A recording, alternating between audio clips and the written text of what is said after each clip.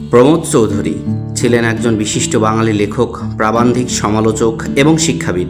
তিনি বাংলা সাহিত্যে এক নতুন ধারার প্রবর্তক হিসেবে পরিচিত। তার সাহিত্যিক ছদ্মনাম বীরবল। তার লেখনী সরল, প্রাঞ্জল এবং যুক্তিনিষ্ঠ, যা বাংলা সাহিত্যে এক নতুন মাত্রা যোগ করে। জন্ম: প্রমোদ চৌধুরী 1868 সালে বাংলাদেশের পাবনা জেলায় জন্মগ্রহণ করেন। তার পিতার নাম দুর্গাদাস চৌধুরী। তিনি কলকাতার প্রেসিডেন্সি কলেজ থেকে ইংরেজিতে স্নাতক ডিগ্রি অর্জন করেন এবং পরবর্তীতে ব্যারিস্টারি পড়ার জন্য ইংল্যান্ডে যান। তবে আইন পেশায় তার আগ্রহ ছিল না, তাই তিনি সাহিত্য ও শিক্ষাক্ষেত্রে নিজেকে নিয়োজিত করেন।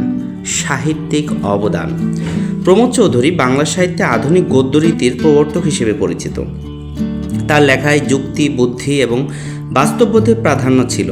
তিনি বাংলা গদ্যকে জটিলতা থেকে মুক্ত করে সহজ ও প্রাণবন্ত করে তোলেন। তার রচনাগুলির মধ্যে রয়েছে বীরবলের হারখাতা, চার ইয়ারি কথা, নানা কথা, আমার কথা এবং সবুজপত্র পত্রিকা। শিক্ষাক্ষেত্রে অবদান: প্রমোদ চৌধুরী শিক্ষাক্ষেত্রে গুরুত্বপূর্ণ ভূমিকা পালন করেন। তিনি কলকাতা বিশ্ববিদ্যালয়ের অধ্যাপক হিসেবে দায়িত্ব পালন করেন এবং বাংলা ভাষা ও সাহিত্যের উন্নয়নে অবদান রাখেন। ব্যক্তিগত জীবন: প্রমোদ চৌধুরী ব্যক্তিগতভাবে জীবনে সরল অভিনয়ী ছিলেন। তিনি সাহিত্যে ও শিক্ষার মাধ্যমে সমাজের উন্নয়নে বিশ্বাসী ছিলেন। তার চিন্তাভাবনা ও লেখনী বাংলা সাহিত্যকে সমৃদ্ধ করেছে। মৃত্যু: 1946 সালে প্রমোদ চৌধুরী মৃত্যুবরণ করে।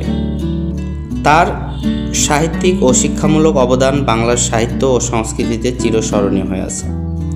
প্রমোদ চৌধুরী বাংলা সাহিত্যে আধুনিকতার পথিকৃৎ হিসেবে স্বীকৃত এবং তার রচনাবলী আজও পাঠকদের অনুপ্রাণিত করে।